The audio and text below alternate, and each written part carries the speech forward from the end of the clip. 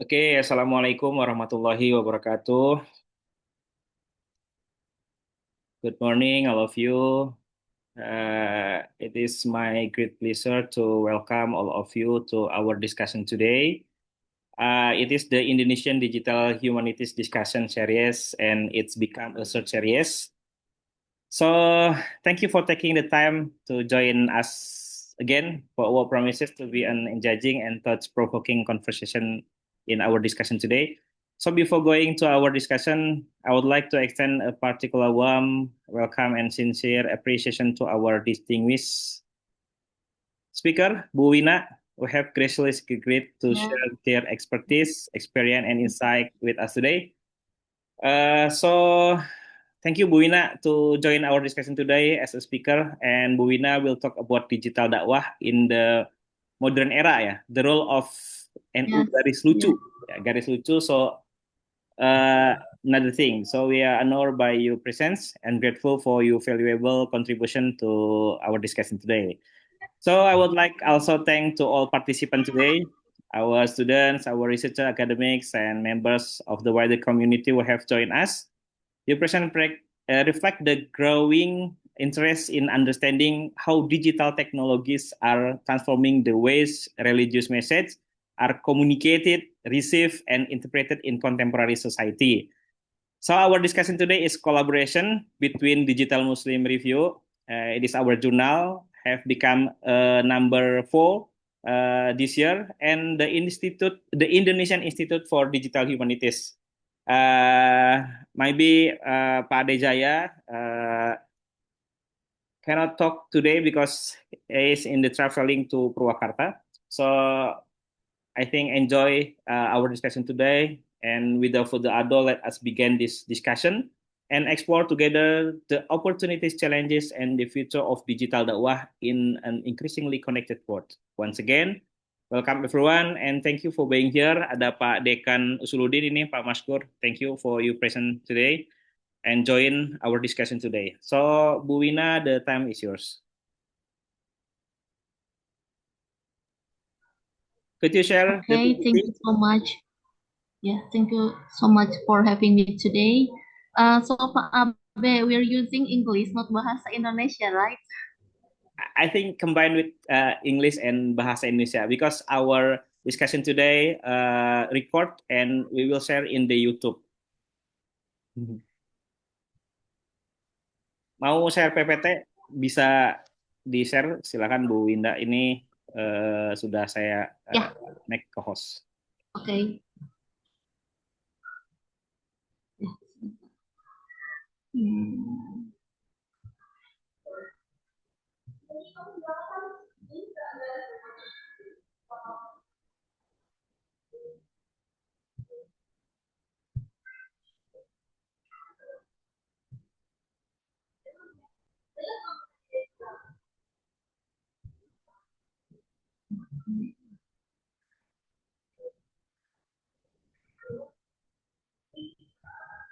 Udah kelihatan ya Pak Abe?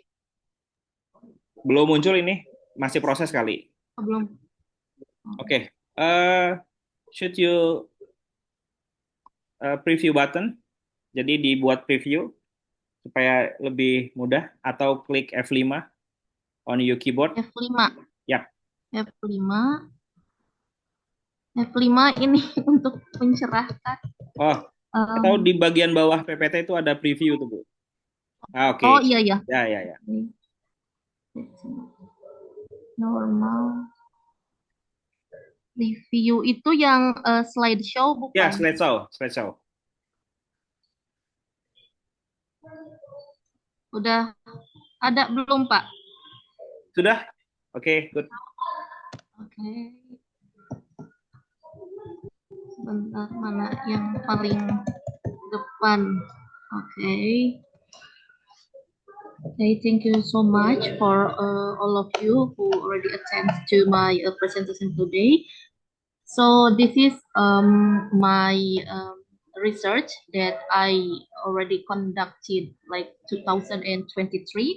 The title of my research is Digital Dakwah in the Modern Era, the role of NU Garis Lucu, AISNU, and Pondok Sanat in engaging the younger generation. Ya, jadi ini judul dari penelitian yang sudah saya lakukan bersama Syekh Nawawi di tahun 2023 yang judulnya Dakwah Digital di Era Modern, peran dari NU Garis Lucu, AISNU, dan juga Pondok Sanat dalam engaging the younger generation. Nah, sebelum saya membahas lebih lanjut tentang bagaimana digital dakwah di modern era ini dan tadi komunitas-komunitas tadi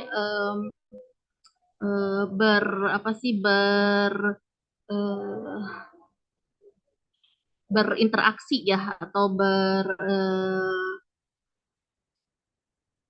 bersangkut paut dengan generasi muda, saya akan menjelaskan dulu dengan abstraknya. Jadi the digitalization of dakwah refers to the utilization of online platforms such as Instagram, TikTok, YouTube, Facebook, Twitter to disseminate Islamic teaching. Digitalisasi dakwah digital ini sebagaimana yang sudah kita ketahui yaitu menggunakan ya platform online seperti contohnya Instagram, TikTok, kemudian YouTube, Facebook, Twitter atau sekarang itu X ya untuk menyebarkan ajaran Islam. Nah, digitalisasi dakwah ini yang awalnya dulu dilakukan dakwah itu dilakukan secara konvensional, tapi karena ada perkembangan teknologi terutama dengan teknologi digital, maka mau tidak mau ya semua komunitas dakwah itu memanfaatkan platform digital seperti yang saya sebutkan tadi, termasuk komunitas-komunitas yang saya teliti, yaitu NU Garis Lucu, AISNU, dan juga Pondok Sanat. Nah, pertanyaan utama yang saya kaji dalam penelitian ini yaitu how do these online dakwah communities employ digital platform to propagate Islamic teaching? And how do consumers of digital dakwah respond to these methods? Jadi bagaimana komunitas-komunitas dakwah online tadi menggunakan atau memanfaatkan platform digital untuk menyebarkan ajaran Islam dan bagaimana consumers atau konsumen dakwah digital merespon pada metode-metode tersebut.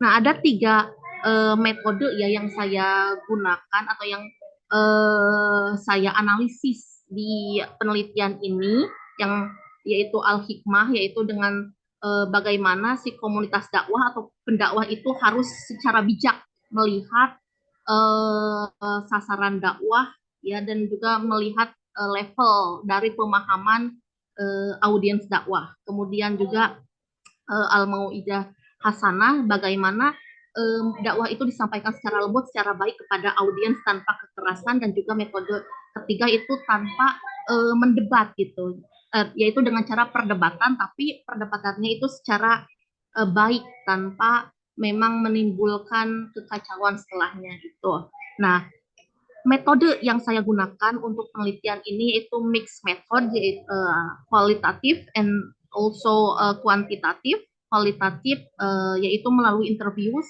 with the community members dan juga consumers of digital dakwah, dan kuantitatif yaitu dengan cara survei ya, melakukan survei to 100 respondents, 100 respondents yang mana responden tersebut berasal dari UIN SMH Banten, mahasiswa yang berusia antara 17 sampai 25 tahun. Jadi ini sesuai dengan judul saya, yakni younger generation ya, antara usia-usia yang tergolong yang memang muda kayak gitu ya, sampai 25 tahun. Gitu. Nah,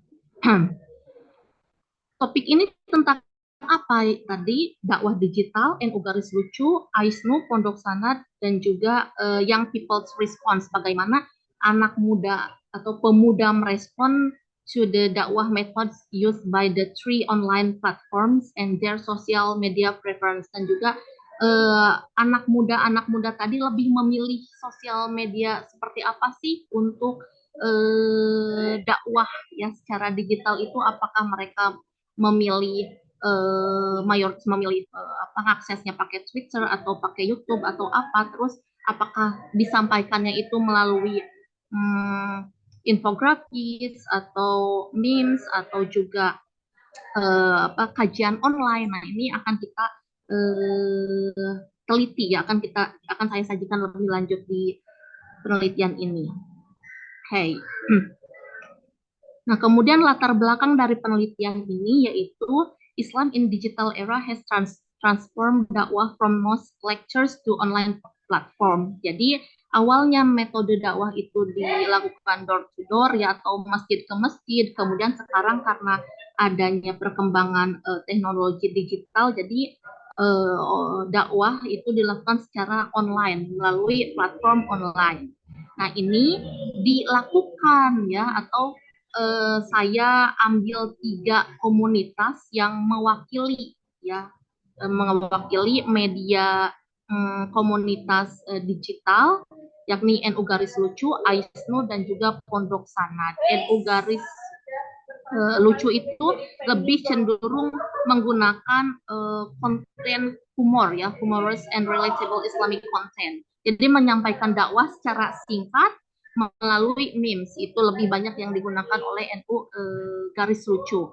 Kemudian AISNU ya, Arus Informasi Santri Nusantara, itu using digital promotion of religious events. Jadi menyebarkan flyers dan mengundang banyak orang, audiens seluruh Indonesia untuk ikut kajian online gitu. Jadi ada sama seperti kita gitu, menggunakan Zoom untuk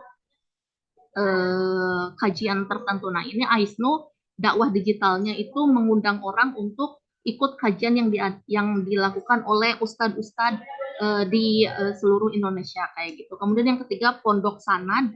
Nah, Pondok Sanad ini campuran ya, tapi lebih ke dakwahnya itu menggunakan Islamic mini series di sosial media, di TikTok, kemudian di Instagram.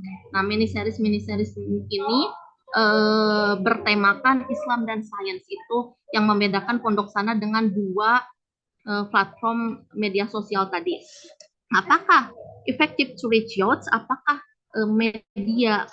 platform media tadi itu efektif untuk tersampaikan ya dakwahnya itu kepada generasi muda? Nah, ini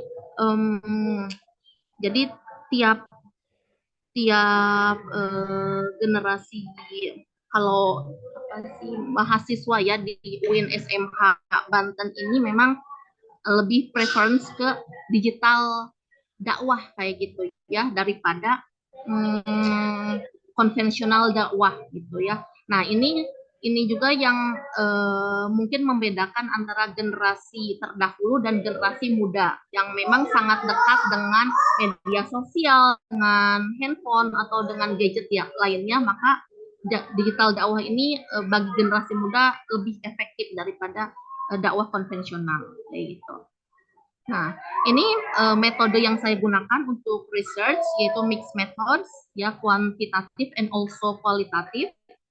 Untuk kuantitatif itu 100 students from UIN SMH Banten untuk mendapatkan ya insights atau pemahaman dan pengetahuan mereka tentang konsumsi dakwah digital, apa yang mereka pilih, kemudian topik apa yang mereka sukai untuk dakwah, dan juga media sosial apa yang sering mereka gunakan. Dan kualitatif ini lebih ke interview dan juga analisis konten ya, konten-konten yang disebarkan oleh 3 platform tadi.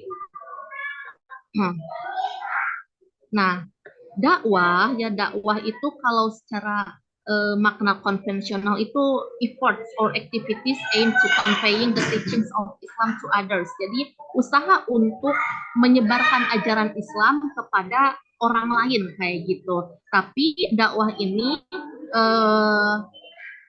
jadi bisa berubah ya metode untuk menyebarkannya, itu tergantung dari kondisi zaman dan sasaran yang akan menerima dakwah. Kalau dulu secara konvensional door to door ya, masjid ke masjid ataupun majelis ke majelis ya, rumah ke rumah. Kalau sekarang di media digital kayak gitu.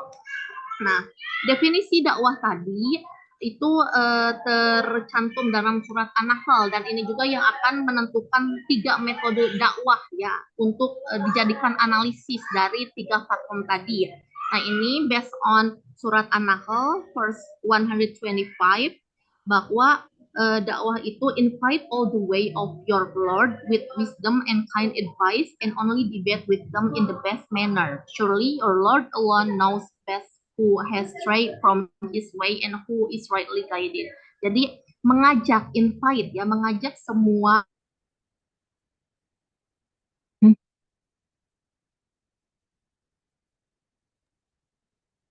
Terlempar ya. Mental ya. Iya. Sebentar saya coba hubungkan lagi Bu Inanya.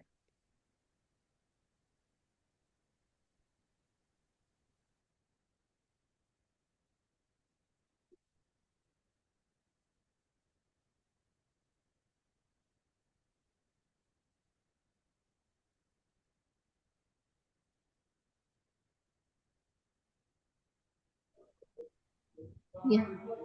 Halo Bu Ina, terlempar ya? Ya, mohon maaf ini sinyalnya. Sebentar saya share screen lagi ya. Oke. Sebentar. Share screen.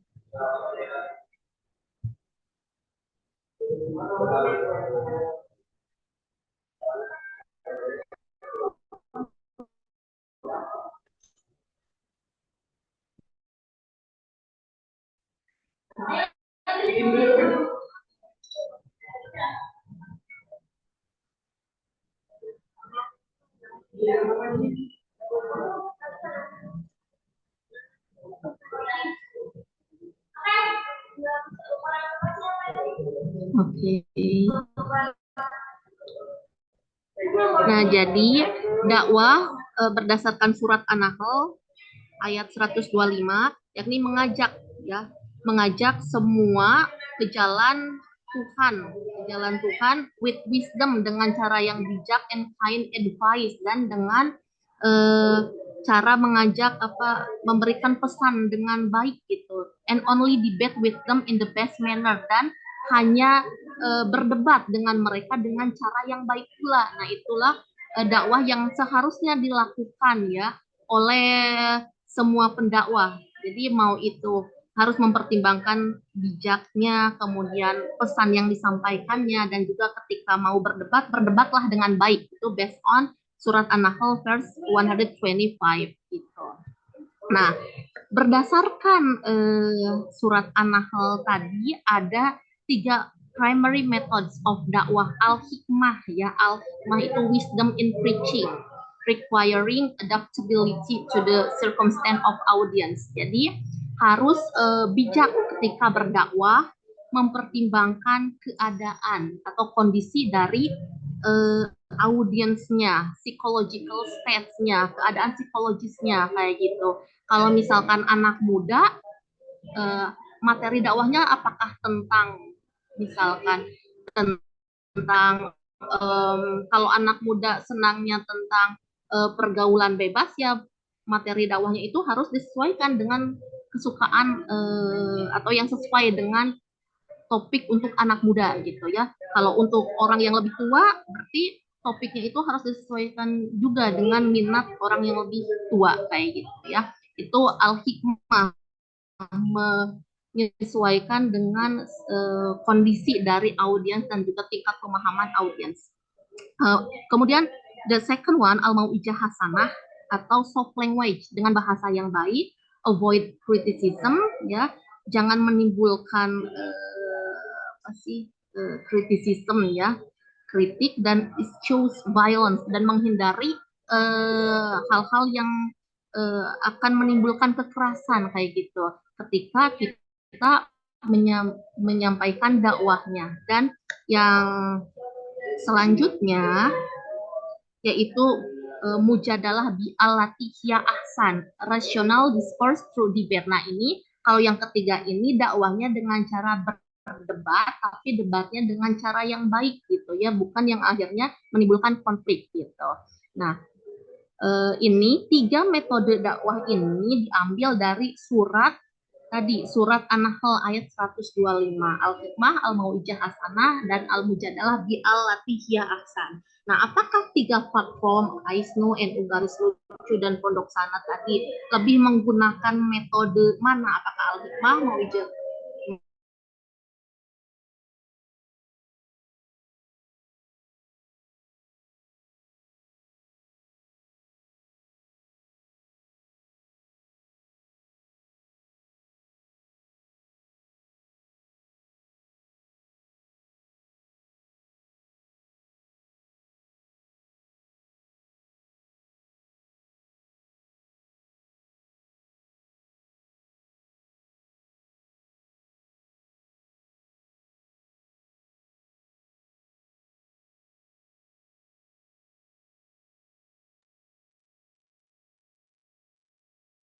Terlempar lagi. Sebentar, saya coba hubungi ibunya lagi.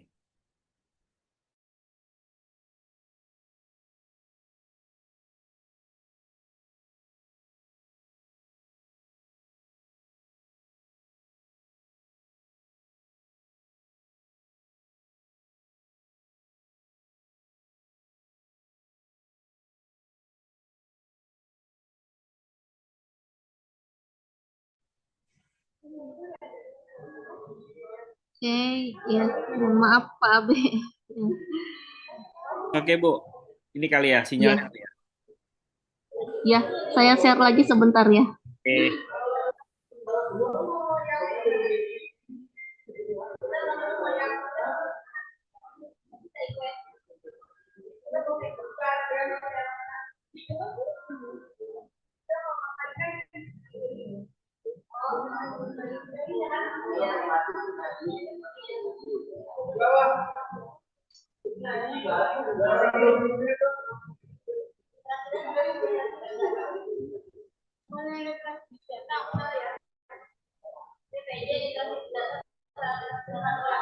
Udah ada ya Pak Abe ya? Nah, nah berdasarkan 3 metode utama dakwah yang saya kutip ya dari surat An-Nahl tadi, apakah sesuai dengan 3 komunitas dakwah tadi? Nah, 3 komunitas dakwah tadi itu NU Garis Lucu, Pondok Sana, dan Aisnu lebih menggunakan metode dakwah yang mana? Apakah Al-Hikmah, Al-Mau'izah Hasanah, atau yang atau Mujadalah bi Al-Latifiyah Ahsan, atau mungkin mix ya, ketiganya, atau ada 2 metode yang di mix ya, mana gitu. Nah,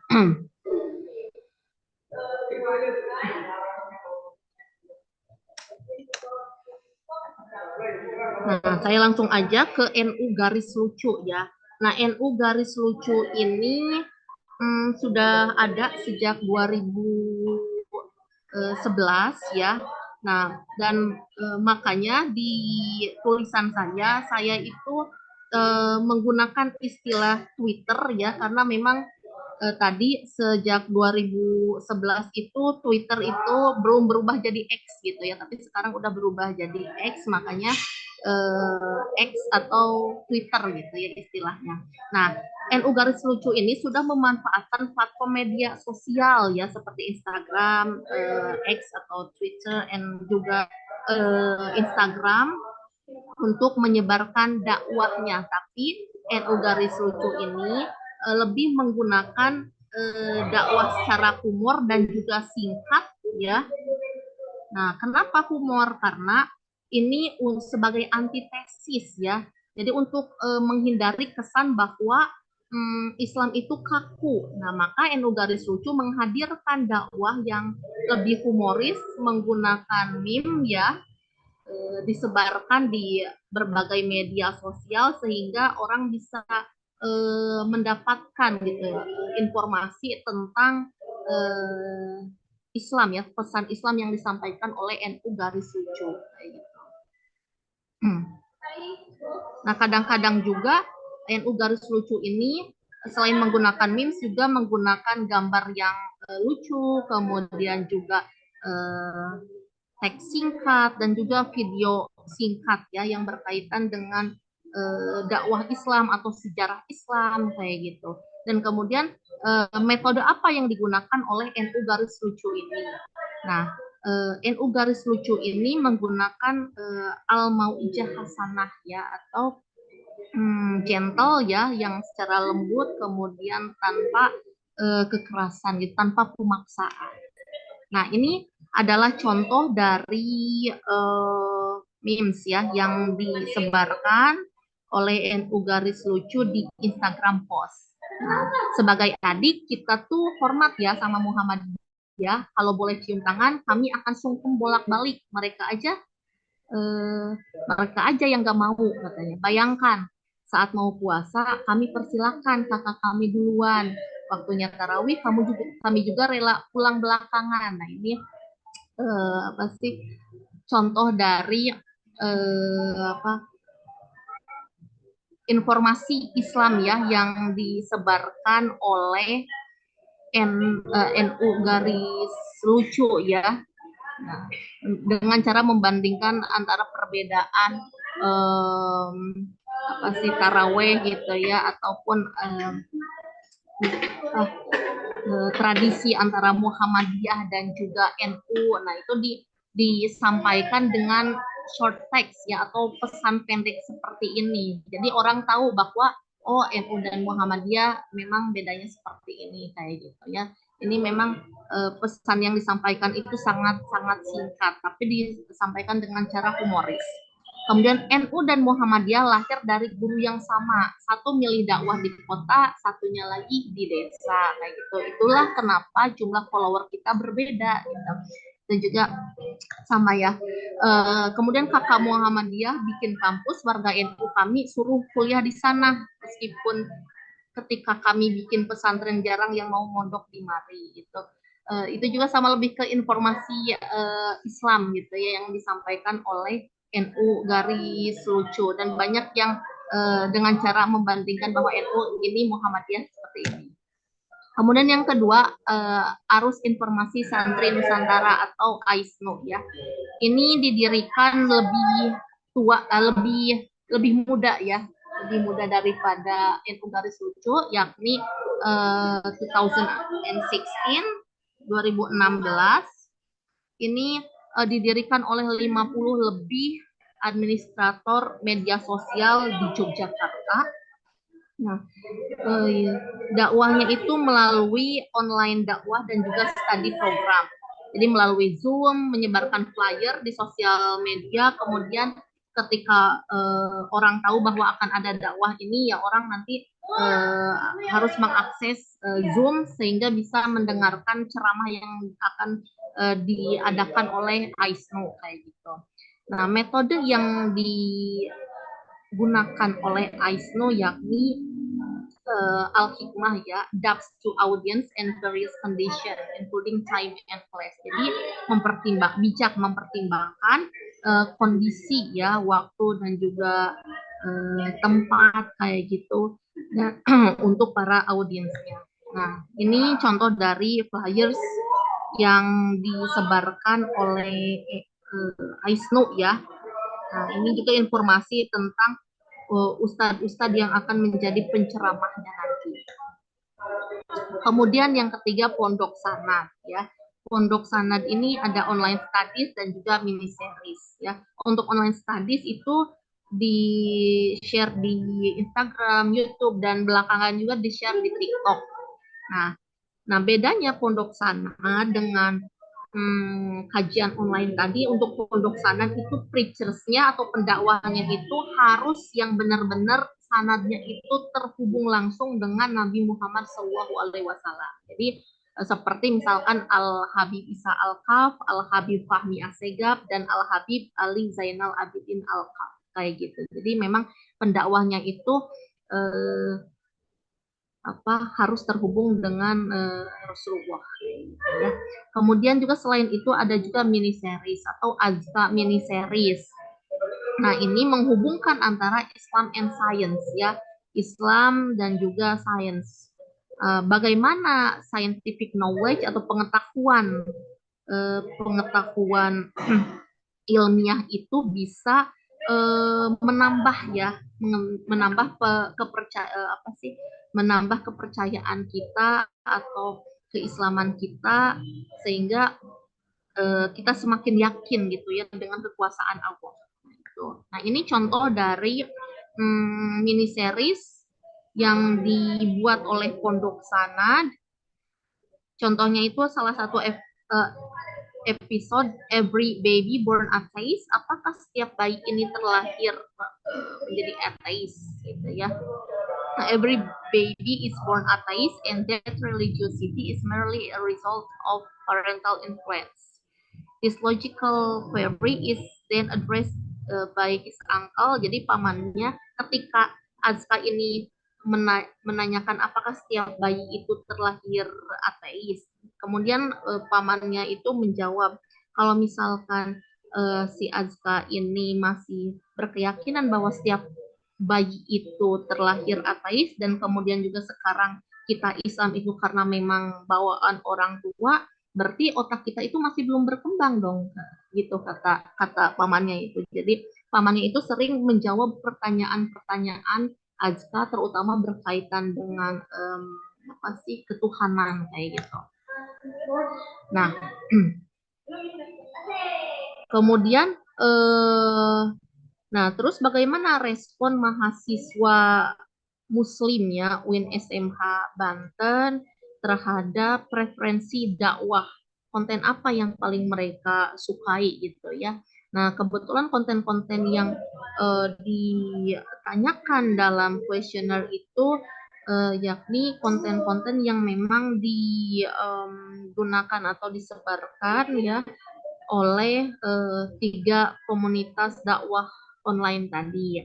Nah, yakni online study, humor, dan mini series. Nah, berdasarkan survei yang telah dilakukan kepada respondens ya 100 mahasiswa UIN SMH Banten itu bahwa 57% mereka lebih senang online study atau yang memang sering diadakan oleh AISNU ya, Arus Informasi Santri Nusantara kayak gitu.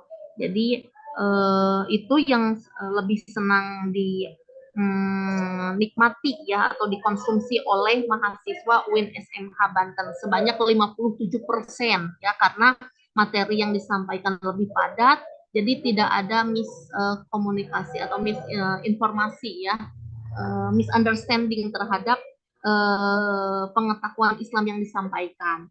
40% ternyata senang juga terhadap konten humor kayak gitu ya, dan 3% yang mengejutkan itu ternyata mahasiswa UIN SMH Banten itu hanya 3% yang menikmati dakwah Islam yang disampaikan dalam bentuk mini series kayak gitu. Nah, dari 3 responden tadi, ternyata yang paling sering digunakan untuk mengakses dakwah ya secara online itu yaitu melalui TikTok ya, karena memang mayoritas di bawah 25 tahun mahasiswa UIN SMH Banten ini, jadi mereka sering mengakses konten-konten dakwah itu melalui TikTok, yakni sebanyak 56 ya, 56 orang itu lebih senang menggunakan konten mengakses melalui TikTok, kemudian 51% YouTube, kemudian 49 itu Instagram, Facebook, karena Facebook ini cenderung mungkin lebih digunakan oleh generasi milenial kayak gitu, jadi yang Gen Z itu lebih cenderung menggunakan TikTok, kemudian Instagram, dan juga YouTube. Oke, akhir dari materi atau presentasi saya yakni kesimpulan bahwa the rapid growth of digital technology has transformed dakwah from conventional methods to online platforms. Jadi perkembangan teknologi yang sangat cepat sudah mentransformasikan ya metode dakwah konvensional menjadi menggunakan platform-platform online, termasuk media sosial media sosial. Kemudian komunitas seperti Eku Garis Lucu, Aisnu, dan juga Pondok Sana utilize atau memanfaatkan platform media sosial tadi untuk menyebarkan informasi dan juga ajaran Islam, ya, yakni melalui kajian online, kemudian juga konten humor dan juga mini series. Dan tiga platform tadi lebih menggunakan Al-Hikmah dan Al-Mau'izah Hasanah, yakni menyebarkan Islam secara bijak, melihat kondisi, situasi, dan juga menggunakan pesan yang baik, bahasa yang baik. Dan dari tiga platform tadi tidak ada yang menggunakan metode debat ya secara langsung gitu antara pendakwah dan juga audiens kayak gitu ya. Kemudian a survey of UIN SMH Banten student shows menunjukkan bahwa digital dakwah itu secara luas itu diterima oleh generasi muda karena memang generasi muda itu sangat dekat dengan media sosial sehingga online studies dan juga konten humor itu lebih banyak dipilih oleh para audiens generasi muda kayak gitu ya. Itu saja yang bisa saya sampaikan untuk ya kajian hari ini. Terima kasih atas partisipasinya. Saya serahkan selanjutnya kepada Pak Ape. Silakan. Terima kasih. Wassalamualaikum warahmatullahi wabarakatuh.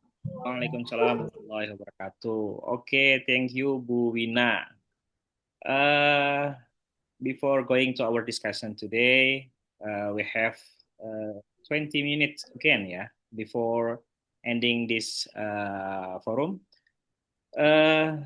But before to our discussion, I would like to briefly highlight the main question that I think inspired today's topic ya. Tadi Bu Wina kasih 3 kata kunci ya, atau 3 question that we should keep in mind throughout the session. The first, how can dai or preacher understand the level and background of their audience? Karena setiap audiens memiliki kebutuhan, memiliki pengalaman, pemahaman yang berbeda ya Bu Wina ya. Sehingga pesan dakwah disampaikan dengan cara yang sesuai dengan mereka. So the second one is how can dakwah be delivered in a gentle and compassionate way. In Islam, we are encouraged to communicate through al-mau'izah al-hasanah, tadi juga yang disampaikan oleh Bu Wina. So the third, how can dakwah avoid unnecessary arguments and unhealthy debates online.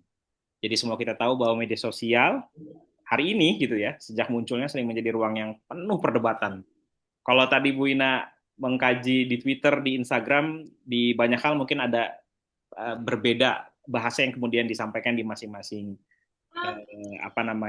di masing-masing platform media sosial tadi ya, ketika digunakan sebagai media dakwah.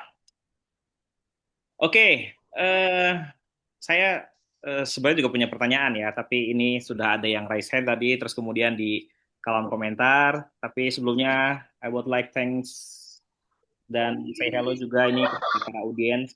Terima kasih Bu Eva Syarifah Wadah.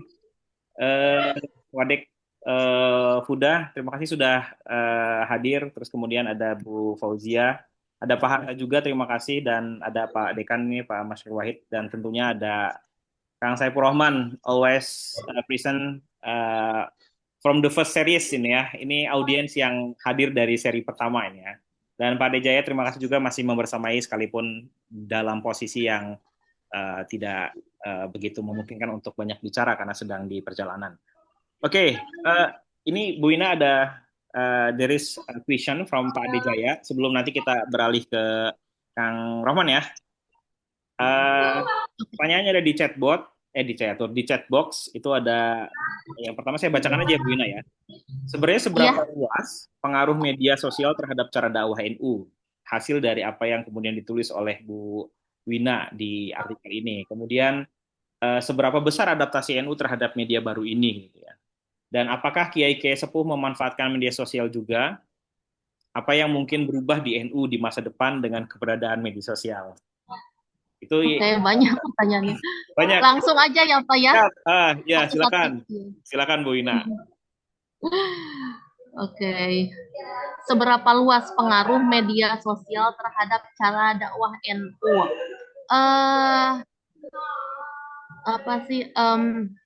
Jadi media sosial ini sangat berpengaruh ya pada cara dakwah NU karena NU ini identiknya dengan metode tradisional ya pesantren kayak gitu kiai menyampaikan dakwahnya kepada para santri di pesantren atau di masjid di pondok kayak gitu ya tapi karena ada media sosial ya mau tidak mau NU tuh yang emang kesannya itu komunitasnya itu udah banyak ya followernya itu udah banyak ya kalau misalkan mau mempertahankan followernya itu ya harus beradaptasi dengan media sosial gitu memanfaatkan Twitter ataupun Instagram atau Facebook atau YouTube sehingga NU itu tidak akan kehilangan pengikutnya gitu jangan sampai ya jadi kan awalnya apa emang yang lebih banyak dan sesuai dengan eh, apa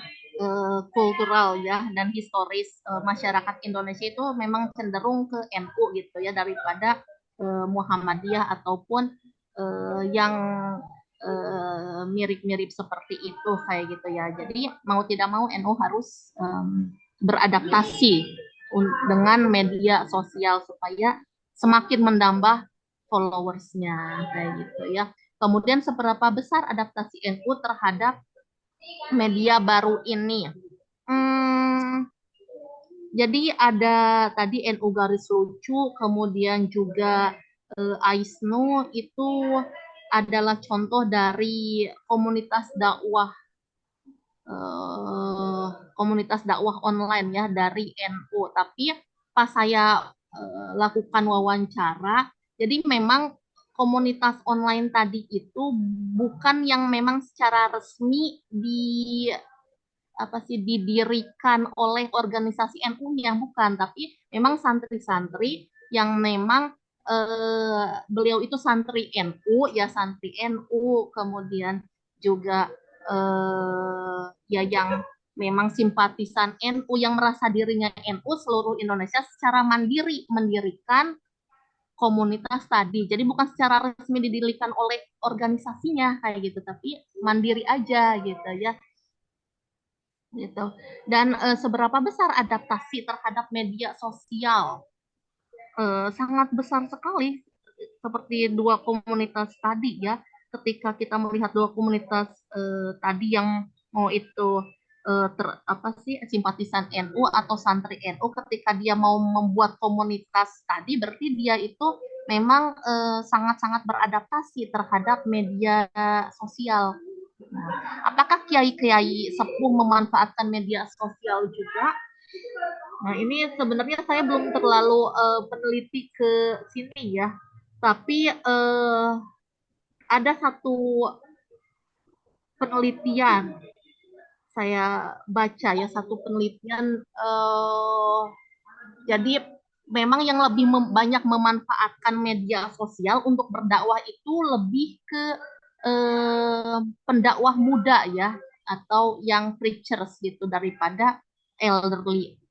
Tapi akhirnya mau tidak mau beberapa kiai juga memanfaatkan untuk menggunakan media sosial untuk berdakwah gitu supaya pamornya itu memang tidak kalah lah istilahnya dengan para pendakwah muda kayak gitu ya. Tapi kalau untuk penelitian langsung saya belum ke arah situ sih apakah memang kiai-kiai sepuh itu benar-benar menggunakan ya memanfaatkan media sosial atau enggak gitu ya. Terus apa mungkin berubah di NU di masa depan dengan keberadaan media sosial apa mungkin berubah di NU masa depan gimana ini saya kurang kurang kurang paham pertanyaannya kira-kira apa Pak Abe apa yang mungkin berubah di NU di dalam NU gitu ya atau apa Ini kayaknya perlu kalau perlu riset lanjutnya. Next riset gitu. iya apa yang mungkin berubah di NU di depan Ya, gimana Pak Ade? Tadi pertanyaannya kurang jelas ya. Ini Yang terakhir, apa Pak, yang yang terakhir. terakhir itu Oke, apa yang yang mungkin terakhir. berubah di NU di masa depan dan keberadaan media sosial gitu? Dal- dalam studi tentang media baru, yaitu media sosial, yang juga dibicarakan di bidang komunikasi, misalkan itu menunjukkan bahwa media apa namanya keberadaan media sosial ini membuat otoritas keagamaan menjadi terpecah. Paling gampang mendeskripsikannya, dulu orang untuk belajar agama itu pergi ke pesantren, misalkan bertemu kiai dalam waktu lama. Nah, dengan adanya media baru ini masuk ke pesantren NU, apakah misalkan orang sudah tidak perlu lagi belajar ke kiai kiai senior misalkan? Kenapa? Karena ruang apa namanya ruang digital, ruang narasi agama sudah dikuasai oleh uh, apa namanya ustadz-ustadz baru. Nah, kira-kira ke depan semacam apa gambaran Bu Wina menghubungkan antara tradisional pesantren dengan yang satu sisi sangat menghormati guru, di mana dalam studi pesantren apa namanya pusat yang itu ada di kiai, kiai yang bikin majelis, kiai yang bikin pesantrennya, bahkan kobong-kobongnya juga kiai yang bikin. Jadi seluruh perhatian tertuju kepada kiai. Lalu dengan adanya media baru itu ada proses demokratisasi. Bagaimana tuh apa namanya yang mungkin terjadi di masa depan? Mungkin 10 tahun ke depan, mungkin 20 tahun ke depan. Bayangan Bu Wina. Oke. Eh, 10-20 tahun ke depan. Kalau saya berkaca ya berdasarkan survei tadi yang saya lakukan kepada mahasiswa UIN SMH Banten, itu mereka kan lebih banyak memilih untuk menikmati atau mengkonsumsi kajian online, yaitu full dakwah, bukan materi-materi singkat kayak gitu. Nah, untuk di masa depan pun ya mau secara konvensional ya apa santri datang langsung ke pesantren akan terus ada kata saya Maya. Kenapa? Eh, karena eh, jadi berbeda ya antara kajian secara atau apa mengakses informasi secara online dan mengakses informasi secara full dan langsung. Nah, bedanya kalau misalkan tadi kajian secara online meskipun full itu ada hal yang misalnya misalkan kita tidak secara bebas mungkin bisa bertanya atau ada emosi yang tidak terikat antara murid dan guru kayak gitu ya. Nah, berbeda dengan kajian langsung atau metode konvensional yang kita bisa lebih leluasa untuk bertanya, kemudian ketika kita fokus itu lebih fokus daripada secara online dan tidak banyak terdistraksi lah gitu daripada kita menikmati kajian online. Jadi untuk di masa depan karena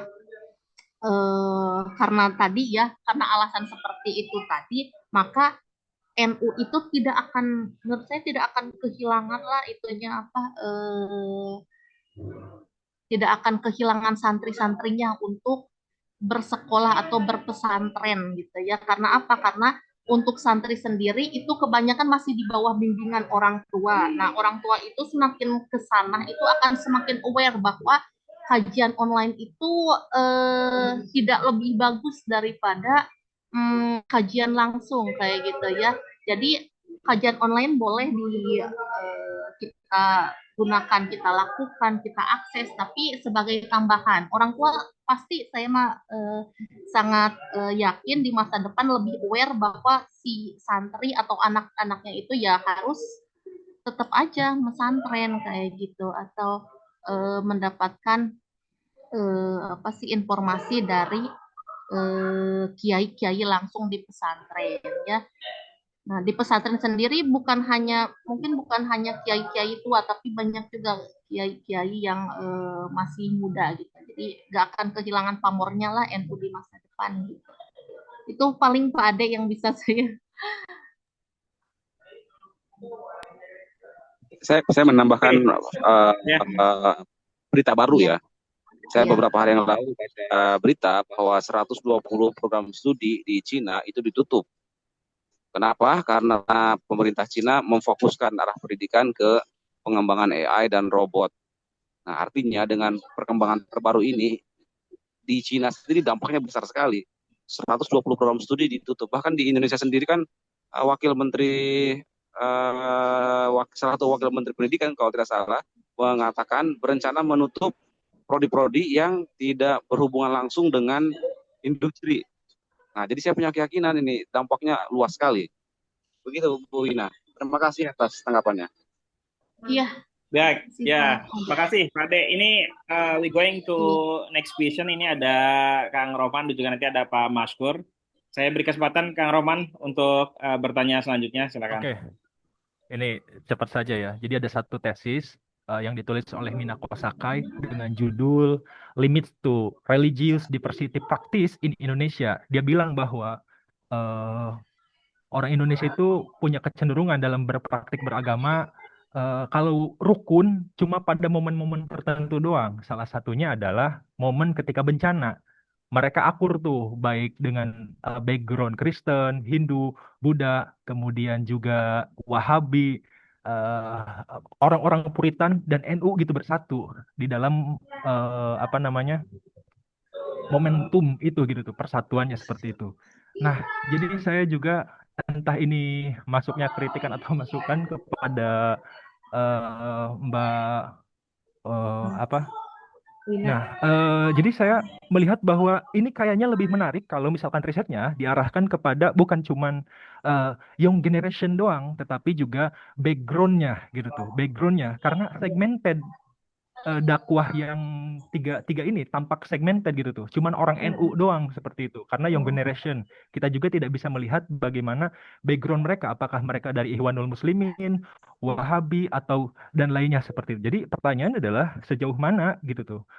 Kalau misalkan kita arahkan si dakwah ini, si humor ini bisa diterima oleh orang yang punya latar belakang berbeda. Karena kalau misalkan kita bisa melihat sendiri di NU online itu penikmatnya kayaknya cuma NU doang gitu tuh. Nah gitu tuh. Apalagi studinya cuma di UIN doang. Coba kalau misalkan kita tekankan ke LDK misalnya, ke kami, ke PMII, ke HMI, tampaknya itu lebih menarik sih. Terima kasih. Ya, ya makasih Kang Saifur ininya apa saran dan masukannya ya itu mungkin bisa untuk jadi bahan penelitian Oh iya, mendatang. saya mau Ya. menyapa guru-guru saya dulu, Bu Epa, Pak Hatta, dan Pak Maskur. Mohon maaf. Ya, ada yang mau ditanggapi Bu Ina atau hanya suggestion saja? Iya. Em, Kalau ya tidak, kemarin ketika saya melakukan kuesioner emang tidak ditanya langsung ya latar belakang atau background dari mahasiswanya gitu ya dan mungkin itu juga harus jadi saran dan juga mungkin ya ke depannya ketika saya melakukan research itu harus dipertimbangkan lagi kira-kira pertanyaannya apa lagi gitu supaya bisa mengetahui ya latar belakang dari si respondents yang saya teliti. Udah paling itu aja Pak Abe. oke. Next Terima kasih. question dari Pak Maskur. Dipersilakan Pak Dekan, Pak Maskur Wahid. Mana nih Pak Maskur sudah raise hand. Baik, Oke, silakan. yes. Thanks, Mr. Abe. I say I'm for and appreciate this scientific discussion about Wina, yeah, about Wina result of research.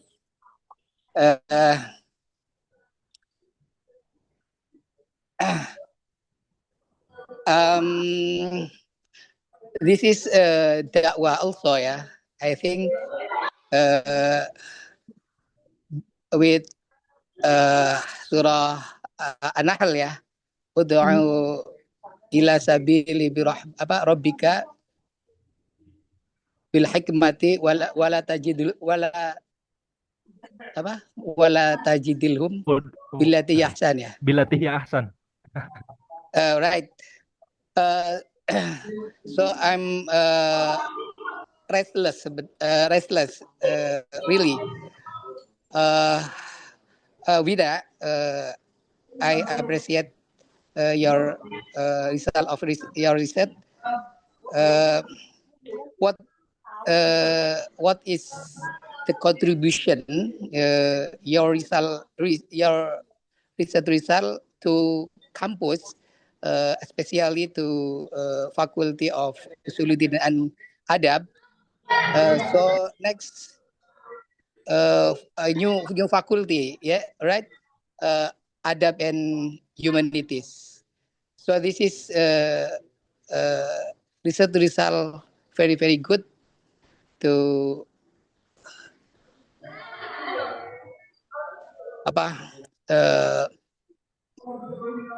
pengembangan fakultas lebih dalam, yaitu to focus in digital humanities. I think and this is discussed very good. Next, become role model, discuss in campus. So one question for you, Wina, ya. What is the contribution to campus? Right. Thank you, Mr. Abe. Okay. Assalamualaikum warahmatullahi wabarakatuh. Waalaikumsalam warahmatullahi wabarakatuh. Thank you. It is our dean, the dean of the Faculty of Usuluddin and Adab. Ya, Jadi terima gimana, kasih. Wina? Makasih Pak Dekan kehadirannya di kajian digital humanities dan juga pertanyaannya, kontribusi untuk kampus ya. Jadi karena survei saya itu mahasiswa UIN SMH Banten, sehingga kita bisa mengetahui bahwa mahasiswa UIN SMH Banten yang saya survei tadi, ya kebetulan yang disurvei itu mayoritas mahasiswa Usuluddin ya, mayoritas mahasiswa Usuluddin dan Adab. Nah, berdasarkan hasil survei bahwa mahasiswa Usuluddin dan Adab itu lebih senang untuk menerima dakwah kajian online, Pak. Jadi mungkin ini bisa jadi salah satu program baru untuk kuda ya, atau untuk adab juga bisa, atau semua fakultas di UIN SMH Banten. Kalau misalkan tadi sekitar 50% lebih lah mahasiswa senang menikmati kajian online.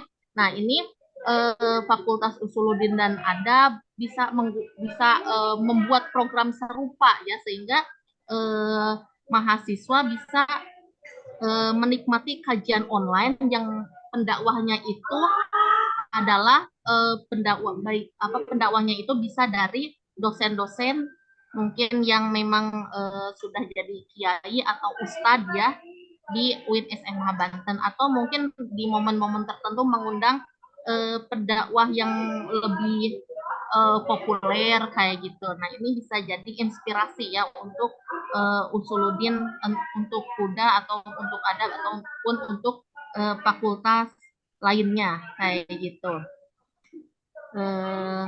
Itu ya kontribusi yang memang bisa diimplementasikan secara langsung gitu dan secara waktu yang cepat gitu ya oleh UIN SMH Banten kalau berdasarkan research yang saya lakukan tadi, Pak.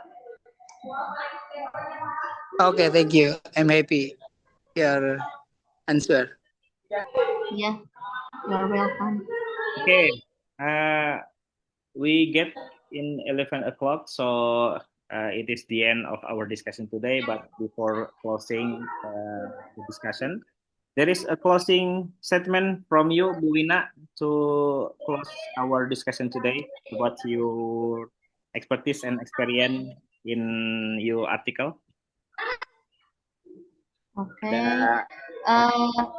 Thank you. Yeah, thank you so much for the audience who already attend to the online study today, especially to my lectures and also my dean, ya, Pak Maskur, and also Bu Wadek, Bu Eva, and my colleague Pak Hatta, and then Bu Pau, and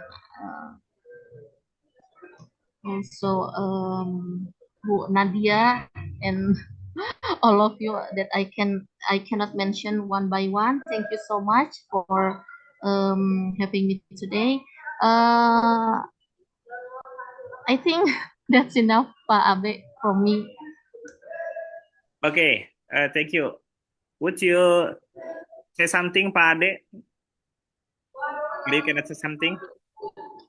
Okay, I think that Pak Ade don't hear our discussion in the closing. So as we come to the end of today's discussion, we can draw several important insights for me as a moderator. The first, digital dakwah is not merely a technology shift from mosque and religious gathering to social media platform. More importantly, it represents a transformation in the way religious messages are communicated, received, and engaged with by contemporary audience. So the second one is effective digital dakwah requires a deep understanding of the audience. Religious messages are more likely to be meaningful and impactful when they are communicated with wisdom, relevance, and sensitivity to the diverse backgrounds of online communities. So the last one is the discussion has reminded us, our discussion today, that the principle of al-hikmah and al-mau'izo al-hasanah remind us important today as ever. What Bu Wina say, in an online environment that is often fast-paced and polarized, that we should continue to promote compassion, constructive dialogue, and mutual understanding rather than hostility and vision. And finally, while social media algorithm might influence visibility and reach, they should not define the substance and value of religious communication. Technology might shape the medium, but the ethical foundation of dakwah must remain unchanged. What that Pak Ade Jaya say, there is the phenomena in China.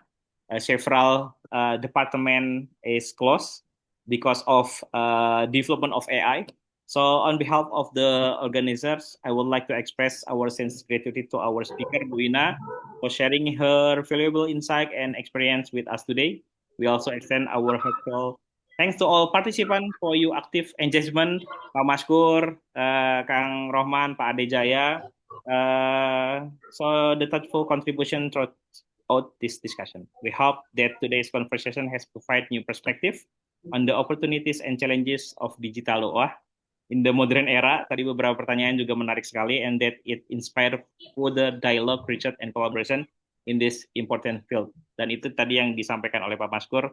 Semoga riset yang disampaikan juga berkontribusi untuk kampus khususnya di Fakultas Usudin. Thank you once again for joining us. We wish you all the best, and we look forward to welcoming you to the next Indonesian Digital Humanities Discussion Series in next Friday. Have a wonderful day and see you again soon. Thank you, terima kasih semuanya sudah hadir di discussion series ini. Terima kasih.